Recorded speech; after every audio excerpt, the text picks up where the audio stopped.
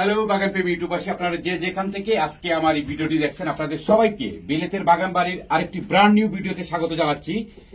আর আপনারা যারা আমার ভিডিওতে কমেন্ট করেন যে আমি যেসব টিপস আপনাদেরকে দিয়ে থাকি সেই টিপস থেকে আপনারা অনেক উপকারী হয়েছেন, উপকার পেয়েছেন, এরকম মন্তব্য পেয়ে সত্যি আমি মনে করি যে আমার এই কন্টেন্ট তৈরিগুলো সার্থক হচ্ছে। এবং পাশাপাশি যারা আপনারা অনেক সুন্দর সুন্দর মন্তব্য করেন, আপনাদের মন্তব্যগুলো আমাকে অনুপ্রাণিত করে। তো আজকে আপনাদেরকে নিয়ে এসেছি আমার গ্রিন হাউসের ভিতরে। তো আজকে আপনাদের সাথে কয়েকটি বিষয় নিয়ে আমি আমার এই আজকের কন্টেন্টটি তৈরি করব। এবং আপনাদেরকে আমি বিশেষ করে যে বিষয়টা বলছি সেটি হলো যে এখানে আপনারা দেখতেছেন যে লাউয়ের আমার অনেক চারা। তো এই চারাগুলো হচ্ছে হাইব্রিড। যারা নিয়মিত আমার ভিডিও দেখেন আপনারা জানেন যে আমি সবসময় বলি যে আমরা যারা বিশেষ করে শীত প্রধান দেশে ইংল্যান্ড, আমেরিকা এবং ইউরোপের অন্যান্য দেশে বাংলাদেশে সবজি চাষ করি, আমরা কিন্তু খুব অল্প দিনের সামার পেয়ে থাকি। তো এই অল্প দিনের সামারে আমরা কিভাবে আমাদের শখের এই বাগানকে সুন্দর করে তুলব এবং অল্প দিনে আমরা কিভাবে ফসল পাবো সেটি আজকে আপনাদেরকে আমি আবারও বলবো। এবং আমরা আসলে যারা এই বিশেষ করে লাউয়ের চারা রোপণ করি আমরা কিন্তু কমার্শিয়াল চিন্তা করে করি না। আমাদের বাগানে আমরা রোপণ করি যে আমরা শখ করে দেখবো বাগানে সুন্দর আমাদের গাছে সবজি ধরেছে, এটাই আমরা দেখার মূল উদ্দেশ্য। আমরা কখনো চিন্তা করি না যে ঠেলা গাড়ি ভরে আমরা বাজারে নিয়ে বিক্রি করবো, সেরকম চিন্তা আমরা করি না।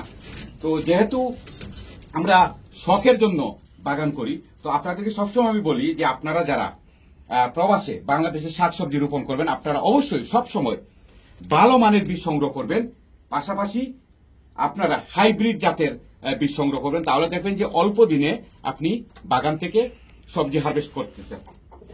আসলে আমরা যখন কোনো ধরনের সবজির গাছ রোপণ করি তখন যখন আমাদের গাছে কোনো ফল আসে না এবং ঠান্ডা যখন আসতে শুরু করে তখন ফল আসে, তখন তো আর সেই ফসল কিন্তু আমরা হারভেস্ট করতে পারি না। তো এই যে এখানে দেখতেছেন যে লাউয়ের চারা, এই সবগুলোই কিন্তু হাইব্রিড। এই সবগুলো চারাই কিন্তু হাইব্রিড এবং এগুলো কতটা হেলথি সেটা আপনারা দেখতেছেন। আপনাদেরকে সবসময় বলি যে আপনারা 3-4টা বা অল্প পরিসরে যারা এরকম লাউয়ের চারা রোপণ করেন আপনাদেরকে সবসময় মনে রাখতে হবে যে লাউয়ের চারায় পর্যাপ্ত সূর্যের আলোর দরকার। সূর্যের আলো যদি না হয় তাহলে সেটা লেগে হয়ে যাবে, লম্বা হয়ে যাবে।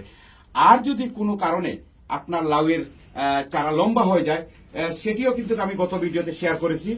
আমি আপনাদেরকে সাথে নিয়েই কিন্তু কয়েকটা এই যে লাউয়ের চারা রিপোর্টিং করেছিলাম, এগুলো অনেকটা লম্বা হয়ে গিয়েছিল। তো আমি পুরোটাই কিন্তু মাটির নিচে দিয়ে দিছি।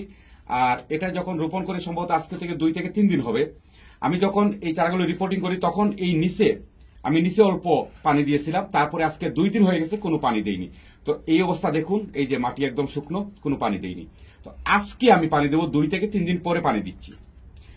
কিন্তু এই 2 থেকে 3 দিন পরে যে পানি দিচ্ছি তারপরেও যদি আপনারা দেখেন গাছগুলো দেখেন কত হেলথি। এখন যেহেতু পুরোপুরি গরম আসেনি তাই যদি উপরে আমি ওই সময় পানি দিতাম তাহলে গাছের ক্ষতি হতো। আর আজকে পানি দিলে কোনো সমস্যা নাই, আমি আজকে পানি দিতে পারবো। এই দেখুন অল্প মাটিতে গাছ কতটা। তারপরে এখান থেকে যদি আমি আরেকটা গাছ নিই, এই যে দেখুন, এই যে দেখুন এই মাটিটাও শুকনো, এই দেখুন পানি নাই। আর পানিটা আমি এই ট্রের মধ্যে দিয়েছি যার কারণে এই নিচে শুধু পানি আছে, পানির গাছের শেকড়ে পানি আছে, গাছের গোড়ায় কোনো পানি নেই। এই যে দেখুন।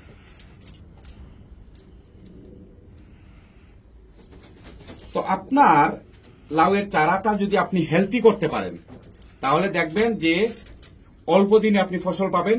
এবং আপনি হেলথি করতে গেলে প্রথম যে বিষয়টা দরকার সেটা হলো পর্যাপ্ত সূর্যের আলোর দরকার। আপনার গাছ কতটুকু লম্বা হলো, এতটুকু লম্বা হয়ে গেছে আমার গাছ, সেটি কিন্তু বড় কথা না। বড় কথা হচ্ছে যে আপনার গাছটা কতটুকু হেলথি, এরকম হেলথি কিনা সেটা আপনি খেয়াল রাখবেন। এবং সবসময় আমরা যারা বিশেষ করে ইনডোর সিলে গাছ রাখি মনে রাখবেন যে সূর্যের আলোটা গাছের জন্য অনেক বেশি দরকার। পানির কথা তো বললাম, পানি না হয় নাই দিলেন, কিন্তু সূর্যের আলো খুবই জরুরি।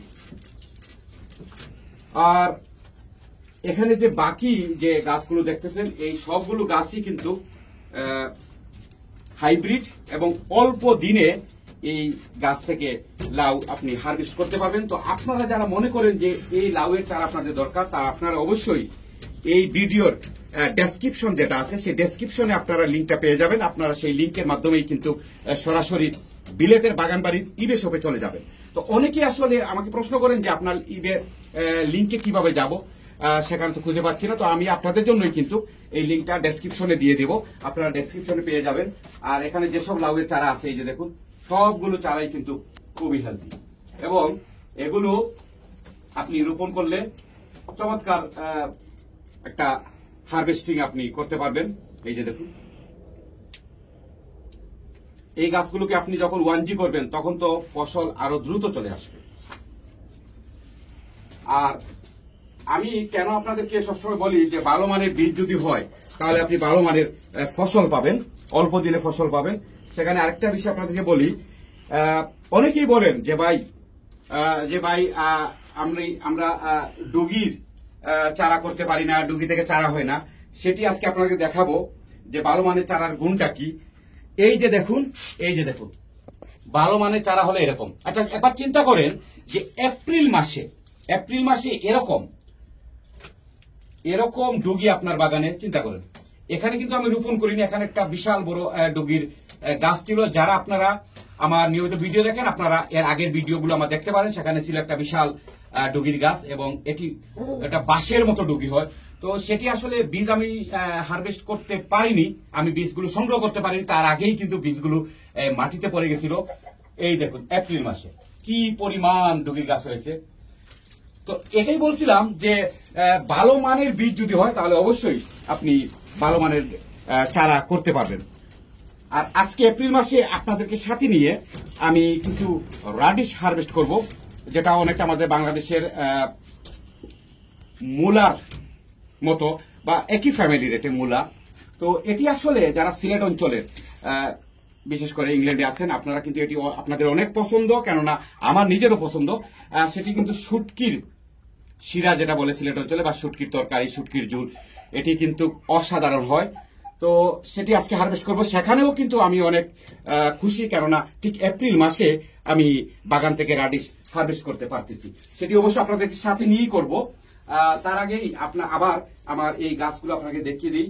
এই যে দেখুন, আপনারা যদি এক একটা পাতা দেখেন তাহলেই বুঝতে পারবেন যে গাছটা কতটা হেলদি। এই যে দেখুন পাতাগুলো কত গ্রিন, কিন্তু আসলে মাটিটা একদম শুকিয়ে গেছে। তো আজকে অবশ্য যেহেতু অনেক গরম পড়েছে আমি হালকা একটু পানি দেব। এই যে দেখুন। তো আবার বলছি, আপনাদের যাদের দরকার এরকম চমৎকার লাউয়ের চারা হাইব্রিড, আপনারা অবশ্যই বিলেতের বাগান বাড়ির ইবে শপে পেয়ে যাবেন। আর মনে রাখবেন, একটা বিষয় আপনাদেরকে মনে রাখতে হবে, সেটা হলো যে আমরা কিন্তু আগেই বলেছি যে আমরা শখের বাগান করি। অতএব আমাদের একটা গাছ থেকে যদি 20টা লাউ হারভেস্ট করি সেটা একটা কথা, আর যদি আমরা একটা ভালো বড় বিশাল আকারের 4 থেকে 5টা লাউ হারভেস্ট করি তাহলে আমরা অনেক বেশি খুশি। কেননা এই যে জায়েন্ট লাউয়ের যে চারাগুলো, এগুলো কিন্তু খুব বেশি লাউ ধরবে না, অল্প লাউ আপনার বাগানে ধরবে, তবে সেই লাউগুলো অনেক বড় হবে। তো এই জন্য এই সব লাউয়ের চারা এখানে।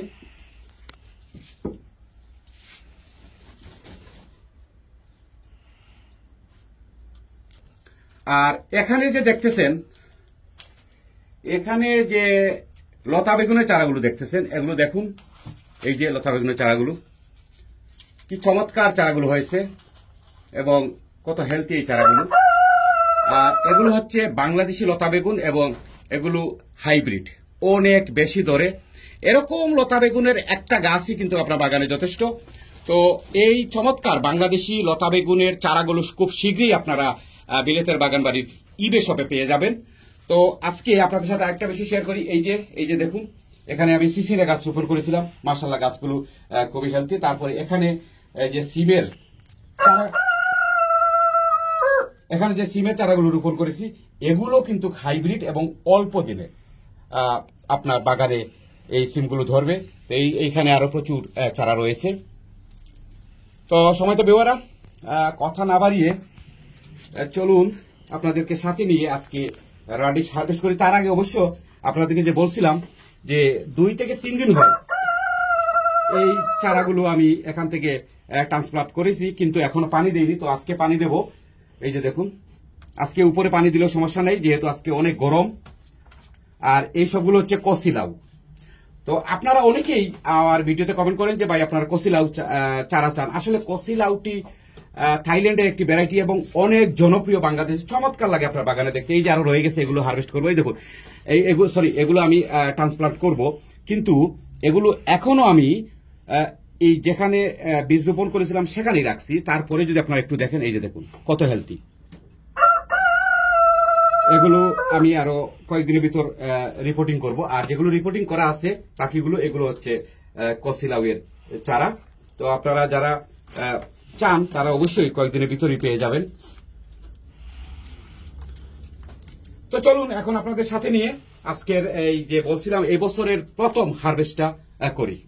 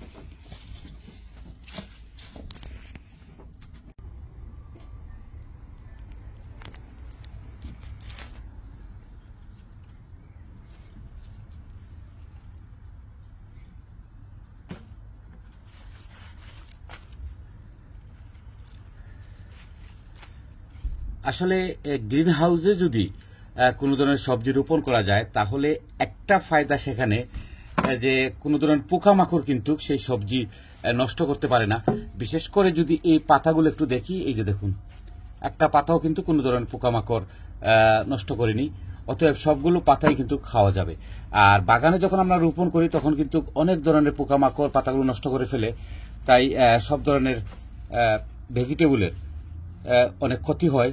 আবার দেখবেন যে যে ধরনের ভেজিটেবলের পাতা খাওয়া যায় সেগুলো কিন্তু আমরা খেতে পারি না, বিশেষ করে পোকামাকড় নষ্ট করে ফেলে। তো এই দেখুন একটা পাতাও কিন্তু নষ্ট না, সবগুলো পাতাই মানে খাওয়ার উপযোগী।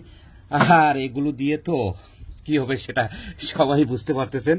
এগুলো দিয়ে সিলেটের অনেক জনপ্রিয় যে খাবার সেটি হচ্ছে শুটকির ঝোল রান্না হবে। তো এটি হচ্ছে এবছরের প্রথম হারভেস্ট আমার বাগান থেকে। আর মাশাআল্লাহ খুব সুন্দর হয়েছে। বিশেষ করে এই যে পাতাগুলো কিন্তু খেতে অনেক সুস্বাদু, বিশেষ করে শুটকির তরকারিতে সবার পছন্দ। তো এটি এবছরের প্রথম হারভেস্ট করলাম। আর এখন যে জায়গাটা আমি খালি করেছি সেখানে অন্যান্য সবজি রোপণ করব। তো আপনারা যারা আমার ভিডিওটি দেখলেন আপনাদের সবাই অসংখ্য ধন্যবাদ। ভালো থাকুন, আপনাদের সবার জন্য শুভকামনা রইল।